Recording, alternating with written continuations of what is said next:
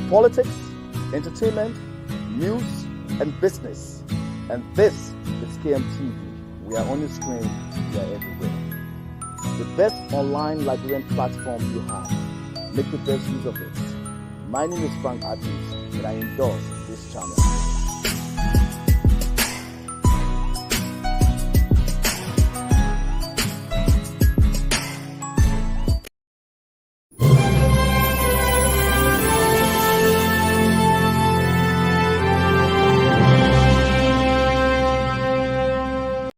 For politics, entertainment, news, and business.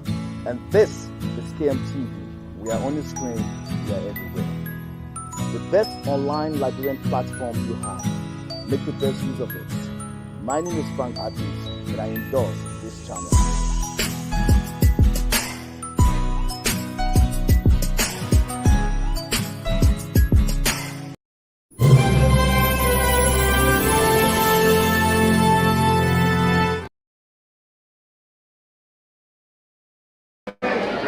Thank you. Good morning, come on in.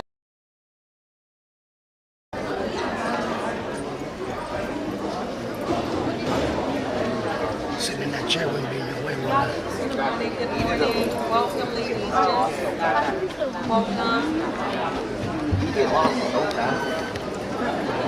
Good morning, come in. If this is your first time, you can open up your phone and scan the QR code to get to the presentation that you'll see today. Superstar in the building. I see you. Good morning. Good morning. Welcome, y'all. Mr. McGee. Hey man, how are you? Good morning. Let's see if we can all get in and get settled before the bell rings. There's seats up front. I thought it was something else. What the?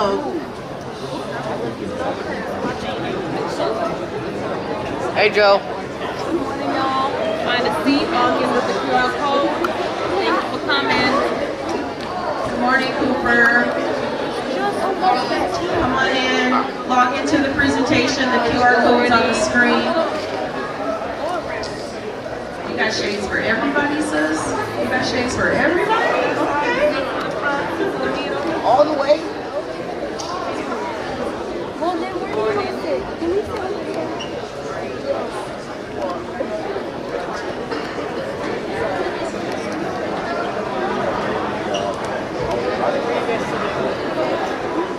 Good morning. Let's see if we can all get in before the bell rings.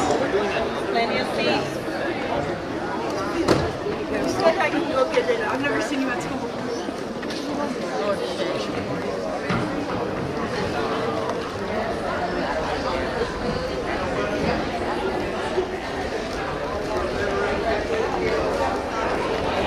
Good morning, Cooper. Let's see if we can all get in before the bell rings.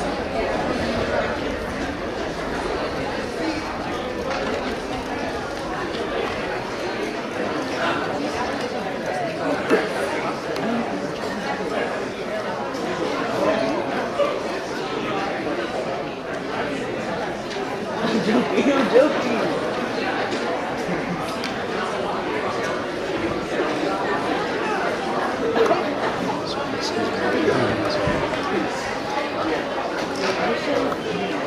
I thought that was the whole thing. Not more.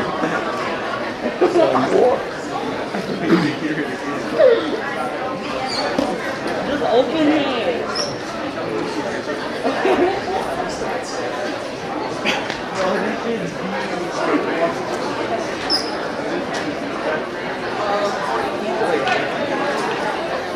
Good morning, Cooper. Good morning.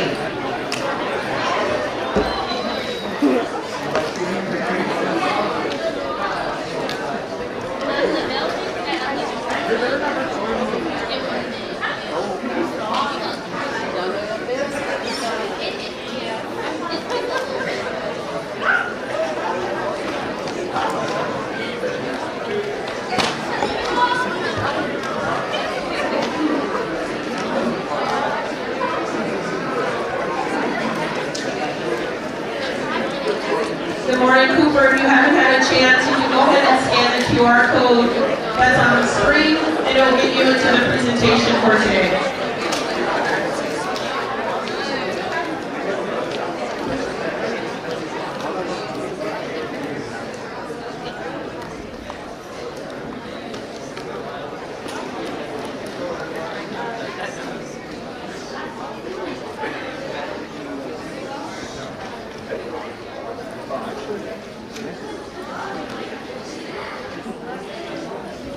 Is everyone able to sign in? Show of hands, are you able to get into the presentation?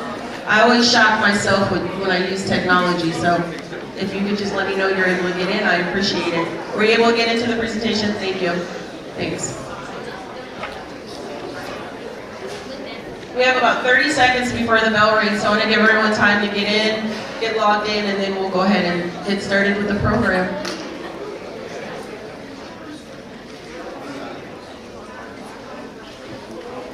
You guys look ready for the summer. You guys ready for summer? Yeah? What are we doing this summer? We working? Are we working? Who's working? I'm working. Good, good. Anybody taking any extra coursework?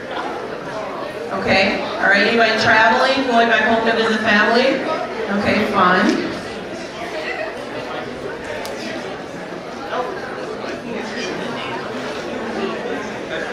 Anybody registering to vote? How many people turning 18? Are we registering? Yeah, good, good. All right. All right, good morning, Cooper. All right, we're gonna try this again. We're gonna try this again. I'm gonna go over here. So maybe, I think I get more luck on this side of the room. Good morning, Cooper. Good morning. Oh wait, it was right here. It was right here. All right, good morning. Good morning. A little bit over here, a little bit. Good morning, Cooper. Good morning. Good, thank you. Good morning, my name is LaToya Turk. I'm here on behalf of the Inner Hero Youth Pathways to Civic Education and Career Series Award Ceremony. This is our third time here, and so I'm really excited about this particular presentation because we were able to meet some goals and some metrics. By show of hands, we've been to Cooper 3 times. Who's been here at least 3 times if this is your 3rd time? All right, let's make it a little bit easier. Can you stand up? If you've been here all 3 times, let me see you stand up. And stay standing. That's the movement like this. Nobody? Now all you guys raise your hand. Okay. It's different, so we can agree to just raise the hands. Okay, all right. By show of hands, you've been here 3 times? By show of hands, have you been here twice? And by show of hands, is this your first time? All right, well, welcome. Welcome, we're glad that you chose to come on this day, and we hope that you continue to engage with the Inner Hero and civic engagement. So my time this morning will be very short. One thing that I want to do is identify a volunteer who can do the pledge with me. Do I have one volunteer that can read the pledge with me? Scan it, scan it. All right, come on up for me. Thank you. While your student is coming up, yeah, give them a round of applause. We're celebrating today. We're celebrating today. You guys, today you're going to hear from your student leaders as well as your keynote speaker this morning, who's the Minnesota Attorney General, Keith Ellison. We're also going to recognize we have 8 students who are graduating from the program today. Thank you. And then you'll get some closing remarks from the executive director and founder of the Inner Hero. What's your name? Caden. Thank you, Caden, for joining us. What year are you, Caden? I'm a sophomore. Okay. All right, sophomore. It's a pretty chill year, right? Pretty chill year. All right, before we do the pledge, I want to give a couple thank yous because a lot of times we run a little short at the end of time. There are 2 schools in the Robbinsdale School District that we've been able to do this program, Fair and Cooper. And so we want to say thank you to your staff and your administration for allowing us to be in your school and share this important information with you. So can I get the students to give a round of applause to the staff? To the Robbinsdale School District board members, to the Inner Hero board members. We have the president of the Inner Hero board here, Ms. Tandy is in the room today, so if we can give a round of applause to board members. And for teachers who made the decision to bring your classroom here during this period for these engagements, we appreciate you and we applaud you, as well as volunteers who are in this space. A quick recap. Our first event at FAIR, we had 360 students. Cooper, our first engagement, we had 89 students, and then it went to 145 students, and then it went to 189 students, and I think today we had about 200 kids in the cafeteria. So big round of applause to you for being committed and continuing to show up.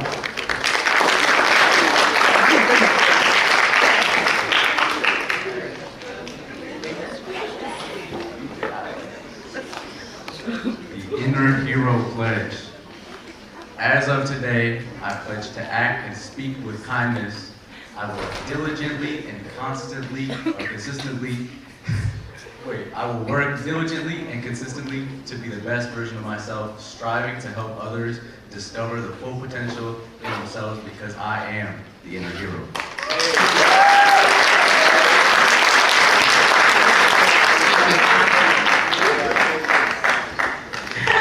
That means round of applause. That's what that means. We're working all the way down. One of the things that we've had an opportunity to hear from young folks is that you want to be in the seat when we're making decisions that impact your life. And last week I got the opportunity to listen to one of your students, one of your peers, at a Safe City Summit. She sat on a panel and her voice was amplified as one of our youth members in regards to creating safe environments for young folks. And so we were very impressed. And she's also put in the work around being civically engaged. Also, she has a partner in crime who has been running alongside of her and doing some of the same civic work. And so we thought it would be only right to present her to you, just in case you guys don't know what your peers are doing and how they're being civically engaged and how they're taking the information that as adults that we're giving them and they are amplifying their voices on what their needs are and how they can continue to be engaged. And so at this time I'd like to introduce Ms. Candace Lewis and Ms. Darian Lujan. They are both, all right, I hear you, girl. Give me 1 second. They're both members of the New Hope Multicultural Advisory Council Joint Community Police Partnership. Short, we call it MAC and JCPP. They're both Cooper High School seniors, and they've been at this work for quite some time. So, Ms. Candace and Ms. Lujan.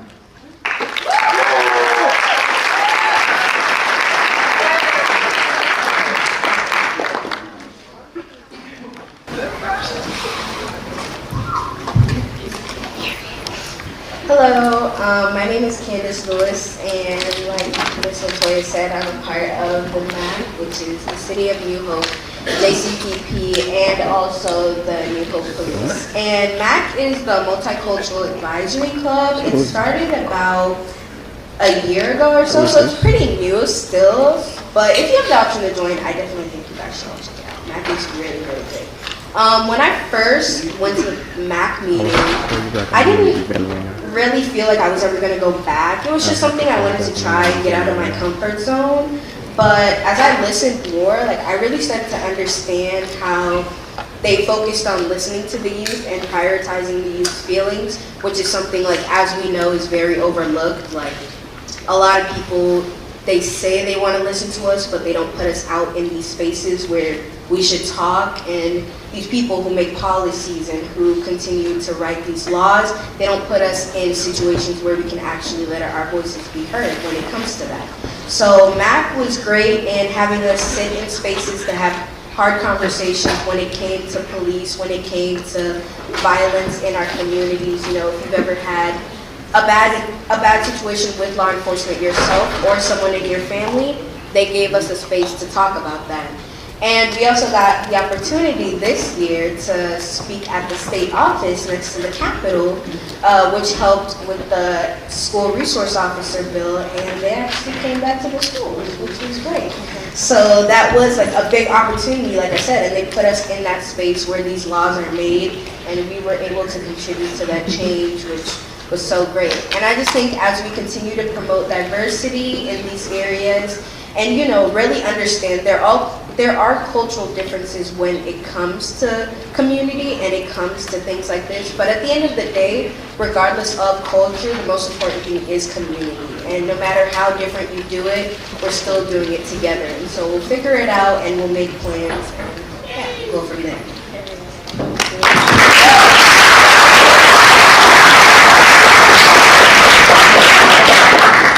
My name is Daria Meehan. Candace basically said it all. But most importantly, it's just, MAC has just helped us showed us more about why the youth is so important, why the voices of the youth are new to the generation, and why adults and older generations should listen to us more, because we're just coming up and we're doing really good things. It was really important and big that we were able to bring SROs back into our buildings.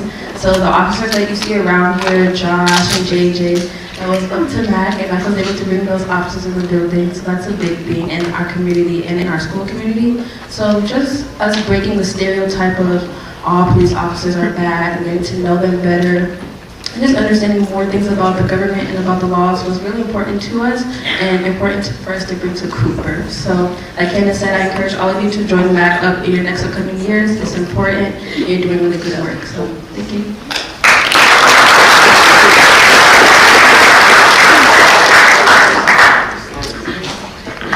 And now we'll hear from the Attorney General, Keith Ellison,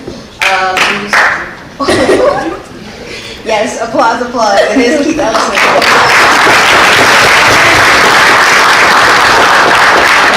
He has been the lead prosecutor in the George Floyd murder. He helped with the conviction of Derek Chauvin and also in the murder of Dante Wright in Brooklyn Center. That was also another role he played. And he's also just very passionate about our community as well. And I think as youth, it's important to, of course, have a voice, but listen to the voices that we already have.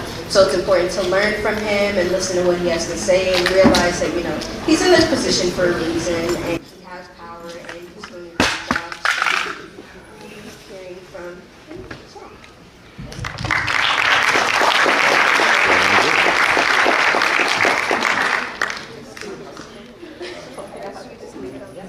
You guys can do better than that for them. Can we give them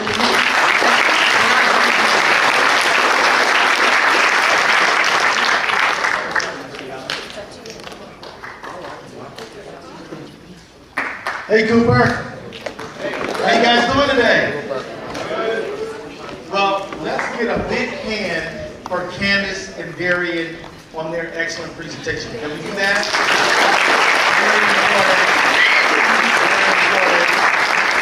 And let me also say that to the graduating seniors, do we have any seniors in the house right now? Okay, good, good, good. We are so proud of you.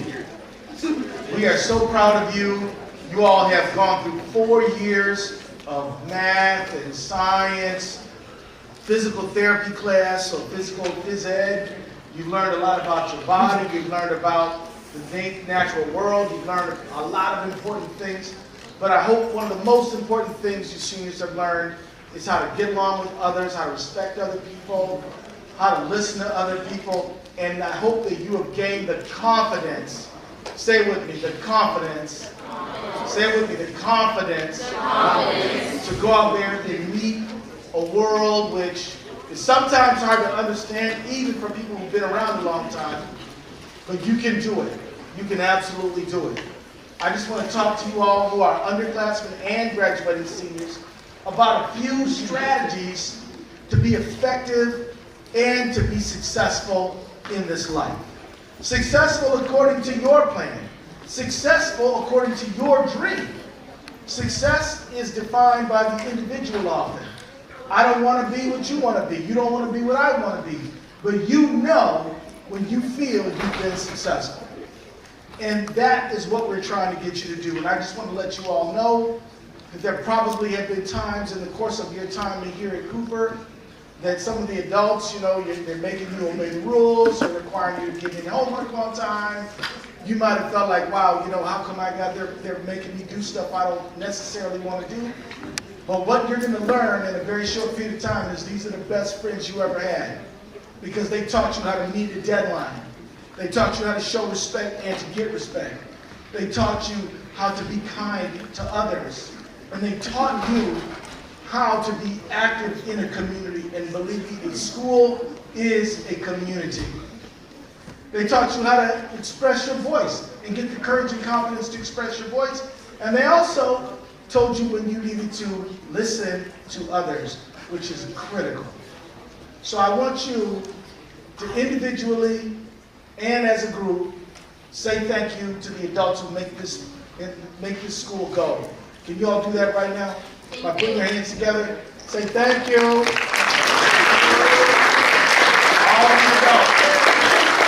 the adults in this room, whether you're leading the school like our beloved principal, let's give her a hand, everybody. Whether you're one of the teachers, whether you're one of the folks making the school safe, whether you're a student, whether you're an assistant to the teacher, whether you're making sure their lunch is there and healthy and good, and all of these jobs are very, very important, and we just want to make sure that you all know that we appreciate you. One of the things I hope you've learned at Cooper is how to show appreciation. In this world we live in, being able to appreciate others, being able to demonstrate to others that they are valuable is extremely important, and we all want appreciation, do we not? Do we not? Does everybody want to be some appreciation? Yeah. Well, if you want some appreciation, you should do what? Give some appreciation, right? And this is a very important thing to learn in school. It's just as important as learning algebra or calculus or chemistry or anything else you're learning. So this is another critical thing that we learn and we reflect on as we look at the closing days of this school year.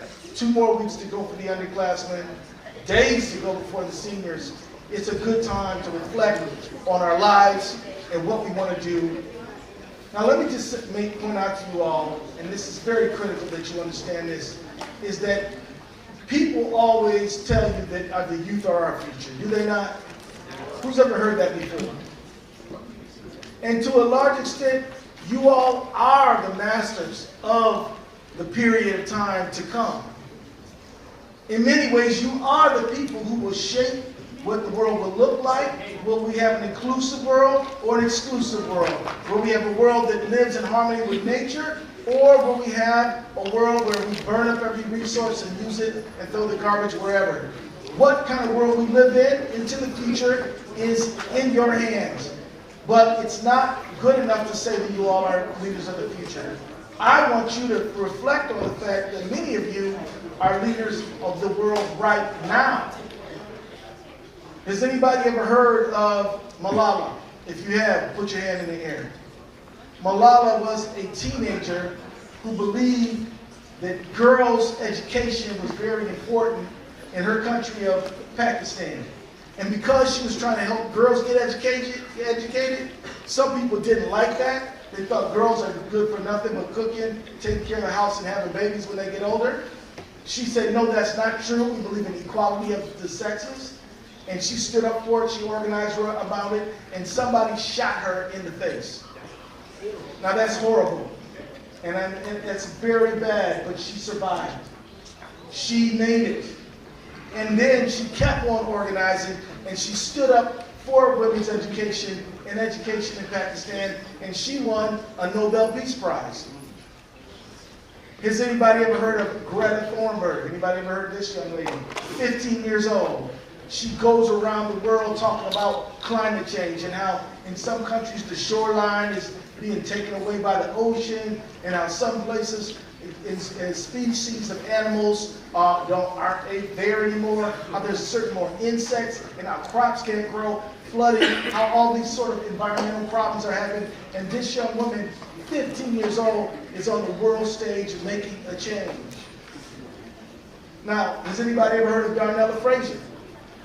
I want y'all to know who Darnella Frazier is. Darnella Frazier was 17 years old on May 25th, 2020, 4 years ago, and she happened at 8 p.m. to be on the corner of 38th in Chicago and South Minneapolis. Anybody ever been by there?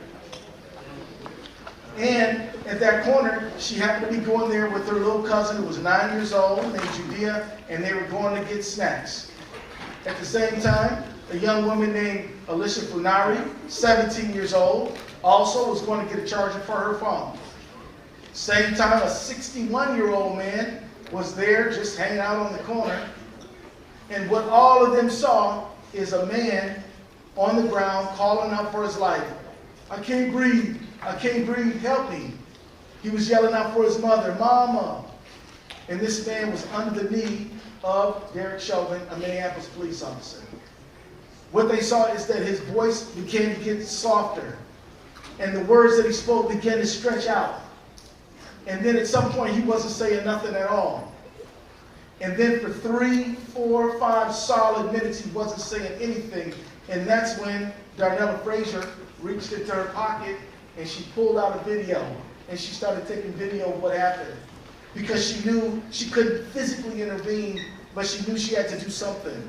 And she had the presence of mind to get out there and to take video. Alyssa Fenari took video too. And then the next day on May 26, 2020, she put that video up at about 1:30 in the morning and posted it online. And that video went viral. And as a result of that, those officers were charged, they were arrested, and they were held accountable. And here's the good news. Other officers said, we don't agree with that. We think that is wrong. And even the chief of police, Madera Arredondo, came to court and testified that this is not what officers are supposed to do. We do not agree with it. We do not condone it. And these people have to face the law just like everybody else. And a year later, Darnella Frazier came back a year later, and she testified to what she saw. And this young lady, she did her best because she was afraid. She was nervous about testifying. She was not a famous person. She's not an actress or anything, but she was nervous about going up there, but she overcame her fear and she testified to what she saw. She testified though her voice was trembling. She testified though she felt like crying, and she was crying. But she got up there and she told the truth. And because of her video, she won a very prestigious award called the Pulitzer Prize. Y'all ever heard of the Pulitzer Prize before? I'm going to tell you, if you become a journalist, if you become a reporter, and you win a Pulitzer Prize, it will be the peak of your career. And she won one at 17 years old. So what I'm trying to say to you is that young people do amazing things all the time. The fact that you all came to the Capitol and explained to the legislatures why student resource officers are important to the school community, and you got them back into the school, is a very big deal, and I want to thank you for doing that.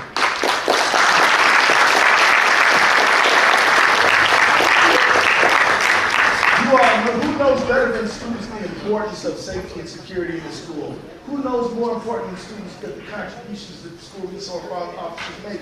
And I'm sure that you were a little nervous about going to the Capitol. I'm sure you were a little bit nervous about going to talk to all these legislators. But one thing I bet you might have thought, well, if these people are legislators, I bet I could be a legislator one day. Did you think that? Yeah, you know you did. And you all can be these things, and you should be these things. There's no reason that you should not aspire to make the laws for our state. Make good laws, like laws that have to do with student resource officers, or the environment, or any kind of thing, or the affordability of medical drugs, or anything like that. The ability to get the insulin that some diabetics need. These are very important things. And the other thing is student loan debt. We need legislators who will care about students coming out of high school, going into college, who have a dream to be this or that, a teacher, a nurse, a doctor, a lawyer, who will be able to speak up for people. This is very important. Would any of y'all ever consider going to the city council, or the legislature, or the Congress? Anybody? Gotta be somebody. Oh, we got one right there. This is what we need. We need you guys to think about what your future's gonna be, and there's no reason for you to put your future on hold. Start living your future right now. And I'll tell you a story about my own life. Not that it's all about me, it's all about you actually, but I'll give you a story for somebody who's 16 years old who has a story. When I was your age, when I was 16, 17 years old, I read a book, and the book was called Cry, the Beloved Country. Now your English teachers know this book, and maybe some of you all read this book. But this book was about apartheid South Africa. For many years in South Africa, they did not allow people who were African to participate in society. This is on the country on the southern tip of Africa, and they had laws just like Jim Crow laws in America, but they were going on up until the 1990s when I was a kid. And I read this book, and this book impacted me to the degree that when I got on Wayne State University's campus at 17 years old, and there were people organizing to get Wayne State to draw their monies out of South Africa, I was one of the kids who stood up immediately and said, I'll be part of that group. And they asked me to start to do a petition. So I got a petition, and I went around to the students in the student center, and I got them to sign the petition. And next thing you know, I was head of the petition committee. I'm like, well, is that easy? Yeah. And then after that, the very next year, they elected me the president of the Black Student Union. And this is when I was 18 years old, and I was a sophomore at Wayne State. And so I'm telling you that it was at that moment that I got inspired. I got the bug to make social justice change. I got involved with a group that does something called environmental justice, which is where environment and civil rights come together. Meaning that the poor people, the people without political power, they shouldn't be the ones who have to deal with all the pollution. And so I started a group like that. And I'm telling you that it was at that moment, 16, 17 years old, that the very beginnings of my ability to become your Attorney General today were formed. It wasn't like I was an adult, 25 years old, said, oh, I'm going to be a social justice person. I'm going to be the Attorney General one day. I'm going to fight for people like George Floyd. No, it happened when I was your age, same age you are right now. Right now is a direct line from when I read that book to me standing on the stage talking to you right now. And I'm telling you that that same thing is true for every adult in this room. Every adult in this room thought that there was a time in their life when they were probably 15, 16 years old, and they started thinking, I'm going to be a teacher. I wouldn't be surprised if your principal was one of those little girls who put all her dials up and was teaching class to them when she was 8 or 9 years old. I wouldn't be surprised, because these things start early, y'all. These things start early, and you got to cultivate what inspires you. You got to cultivate what makes sense for you. I want to ask you to ask yourself a question right here, right now. What inspires you? What turns you on? What would you do even if I wouldn't pay you for it? What if I said, I'm not paying you, but I'm going to let you do whatever you want? What would you do? Some of y'all would want to design video games on the computer. Who would want to do that? Nobody? We got no coders in the room? We got one. We got another one. We got a few over here. Some of y'all would want to go play basketball because you love athletics. Some of y'all would want to go play soccer or football. Some of y'all would want to read books and write in your journal. I'm telling you that each one of you has something that you find inspiring, that you find important, and it's important for you to cultivate that thing. It is not a mistake for you to cultivate that. It is the best thing you can do. So as you're preparing for graduation, as you're preparing to go to the next grade, I want you all to think this summer a lot about what it is that you find inspiring, what you find important, what you would do if I wasn't going to pay you. What is your spark? Identifying your spark is one of the best things you can do for your life and yourself. Let me also tell you, as you're getting ready to move to the next phase, as you're making this transition, you should also use this summer to cultivate other critical skills of yourself. Not just to find your spark, but you also need to find how to inspire yourself. Who here has a way to inspire themselves? Does anybody who see some hands up? Anybody who inspires themselves? How do you inspire yourself? Music. You turn that music on and it sets your imagination going, right? And you play it, you're making up songs. Who else has a way to inspire themselves? Anybody else? Let's talk a little bit. How do you inspire yourself? Affirmations.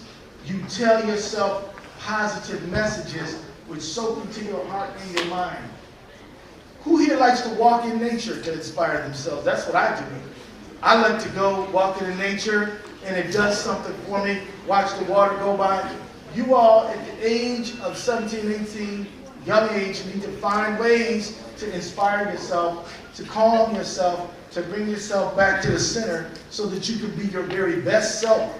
This is a strategy you can engage in, because everybody here, even the grown-ups, they get frustrated sometimes. It gets tough out there sometimes. You're not sure how you're going to deal with all the stuff life is throwing at you. What do you do when you do that? You go to what inspires you. You pick up that guitar, you do those affirmations, you walk in the park. These are the things that I think this summer will be a good time for you all to really study yourself. Ask yourself, what inspires me? What brings me back to my center? What helps fuel me to keep going on into the next thing? And so I think that these are things that we're doing. We're figuring out what's your spark. We're asking ourselves how to inspire ourselves. We're asking ourselves how to relate to each other, how to be a good member of a solid community. Because these are the skills that you're going to need going forward. And so let me just say, as I begin to wrap up, everybody, you all, yes, you are the present. You are the leaders of today. You are the leaders of tomorrow. In order to be a good leader, you've got to develop the skill to be a leader. You've got to learn how to run a meeting. When I was the president of the Black Students Association, this is what I learned how to run a meeting. You got to learn how to gather people in. That's what I learned when I was 19 years old, 18 years old. You're learning it now. When you got to learn how to listen to people. Listening to others is a very critical skill, because we all want to talk, but how many of us really want to listen? Do we stay quiet just for our turn to talk, or are we actually trying to check in to what that other person is trying to say? These are all critical skills that you need to be successful in your life. And when you do these things, you're going to develop leadership, you're going to develop power, and you're going to develop confidence. Can you all say with me together today, confidence? Confidence. Let me hear you say confidence. Confidence. You're going to develop that confidence to allow you to stand up, speak up, take charge of your life, and do what you need to do for others. And let me just say as I close, I mentioned people like Malala, I mentioned people like Darnella Frazier. There's a lot of heroes that you all do and the world doesn't know about it. Not every hero is somebody who does something famous. There are some of you in this classroom right now. There are some of you in the room right this very second who, because your mom is busy and she's working, because of people in your family, you take care of your younger siblings. You make sure your grandmother has something to eat. You take care of your family every day, and you make sure that things get done. And because you do those things, your family is more successful. So that makes you a hero just as much as them. And I want you all to remember that, and I want you all to use this summer to continue to build your leadership, because this world absolutely needs you. And you know what else who needs you? You. You need yourself. So thank you all very much.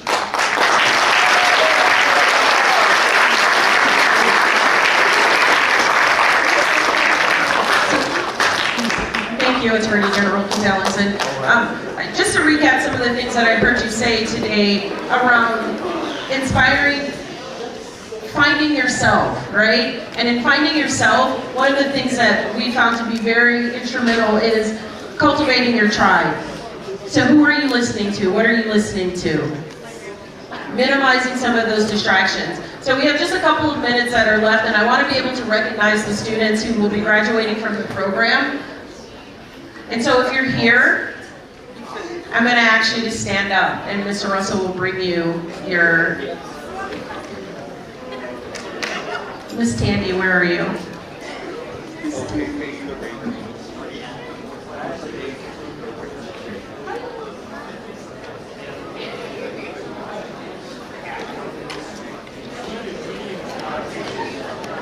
Hold up, wait a minute now. I know we're almost at the end, but we're not at the end yet. I know y'all been sitting in the seats for a good long time, and y'all doing so awesome, by the way. So I just want to say thank you to every Cooper student that's in here, showing up and showing out and being respectful. I know, trust me, my attention span be coming in and coming out, and y'all doing a great job. So for those that are speaking, if there's somebody next to you, you just tap their shoulder, just bump them a little bit, and then we can get done. All right, everybody? Look at that. Y'all, that's the community we're talking about. Thank y'all so much. So we just want to honor those students that were participating and coming and showing up for these sessions that we've had.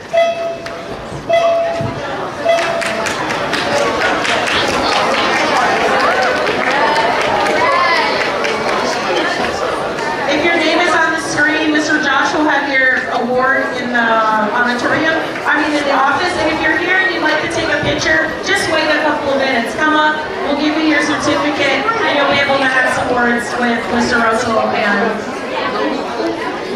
Sorry, everybody, and thank you so much. Y'all have a good summer.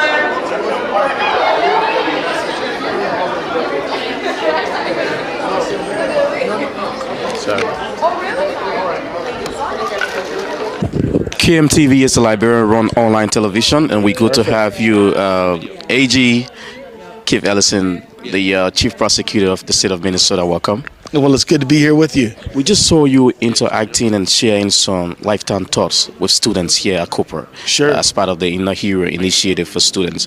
I know it's not your first time, you Sure. were the last time, but what do this movement mean for you talking to the young people? Well, this is a precious moment for me. I just want to thank Inner Hero. I want to thank Ambrose Russell and everybody on the team because young people really are the leaders of today and tomorrow. And we need to be in touch with them. We need to be listening to them. We need to take the ideas they have and really try to do what we can to improve their life opportunities. So just want to say, I want to congratulate everybody who got an award recognition. We had some, we put their names up there and, it's really important. But for me, young people really are the VIPs of our society. And so we need to listen to them. And it's a pleasure and an honor to be able to be with them. And I saw the expression on your face listening to those young ladies who announced before even you could speak. Sure. They were almost ahead of you. What did that moment mean for you? It's inspiring to me. Those young people are inspiring. I think their names were Darian and Miriam, Candace and Darian. And these are two really sharp young ladies, smart, capable. They're ready for leadership. And we need to cultivate that leadership. Now, how are young people going to get their leadership built and grown unless some adults take a moment to listen to them and feature them? So I want to thank you all because the SROs do help improve the school community environment. And these young people coming to the Capitol, going to the Capitol, talking to a bunch of senators, that's a big deal right there. So I found it inspiring. One takeaway, not referring to them as future leaders, but today's leaders. You'd like to touch on that a little bit? Yeah, they are today's leaders because what happened, like the whole SRO controversy, school resource officer, that was happening now. That was a current controversy going on in the state of Minnesota, and they went to address it now, right? And again, I mentioned some examples, but there's a lot of young people who are earning paychecks for their family to stay afloat. A lot of young people who are taking care of their younger siblings. A lot of young people who are making important contributions to community events, like the collaboration around what they call it, the MAC. With and so they're doing important things today, so I think that's important for us to recognize. They're not just future leaders, they're leaders right now. What do you make of the work that the Inner Hero is doing? I think Inner Hero is a transformative organization that is helping to cultivate the leadership of young people. It's inspiring young people, it's giving young people confidence, and it's absolutely needed. So I'm a friend of Inner Hero program, and whenever I can, I join in to help move the program along. You're speaking to young people, but what could be your message to parents, to adults, some of whom, these young people look at as role models? Well, the one thing I'll say to any parent is the same thing I have to say to myself, which is that your children, they're not many versions of you. God made them their own person. And nobody like them was ever born. And nobody like them will ever be born. And nobody living today is like them. Here's an amazing thing about humanity. If I look at your eyes, I could pick you out of billions of people just based on the eye pattern in your eye, or your ear too, or your DNA, your spit. I could pick you out of billions of people just based on those things that are unique only to you. Now, if you're that unique in the world, doesn't that imply that you're here to do something unique that only you can do? That it's a calling that you've been given. Now, what I think Inner Hero is doing is helping to help young people find that unique responsibility that they have to fulfill in this world. Say because we don't tell them, here, you're going to do this. No, we don't know what they're here to do. Only God knows what they're here to do. But we help them discover that by trying different things, by putting themselves in situations where they have to show leadership. So that's what I love about Inner Hero. And when somebody hears the name Keith Ellison, that memory of the heat of America, the George Floyd situation, the Dante Wright situation, what has changed about you with all of these things? Well, everything we do changes us, doesn't it? I'm going to tell you, my life experiences make me more hopeful. They make me believe that, you know what, if you try, you can win. And you never should give up. And you should always try to cultivate the next generation, because sooner or later, we ain't going to be here. We need somebody to pick it up from there. And so taking up this job. What do you think you've brought to Minnesota? What more can Minnesotans expect of you for part of the remaining years of you in this role? Service. They can expect me to always put my best foot forward and put the public interest forward. If you had to do one thing, what would that be? I would fight for economic justice for all Minnesotans. That's what I would do. Keith Ellison, my brother. Thank you so much. It's good to have you. Okay, thank you. And I'll tell you, Mr. Russell will close it up with us. Just step over, Chief. Talking to your students, what does this movement mean for you again? It just gave me hope beyond the scope of human limitation, knowing that anything you work towards consistently, I use the word every time that I talk to people. Change doesn't come because you're just educated. Change comes because you are consistent. And because of the consistency we're moving the trajectory to the right direction. So I'm grateful to the entire team of the Inner Hero, the board of directors, the staff, and all of the volunteers, to you for covering this, because it is a teamwork that caused the dream to come to reality. And because of consistency and persevering, we have come 16 plus years into this, and we're seeing the improvement, the impact into the lives of our community heroes. Your students' engagement, the wrap-up of the school year, what can you look back and say you've achieved this year with the students? I would say that we have helped some students, to come from where they were to where they need to go. We have pointed them into the right direction. The job is still a continual process, but we're seeing the signs of success, and we know success is sure. And because of that, consistency, building character, being trusted, and honesty will lead us to the next level. And we speak work, so thank you so much. Thank you for having me. Well, that's how we wrap it up right here from the Cooper High School. Thanks for being there. Bye-bye.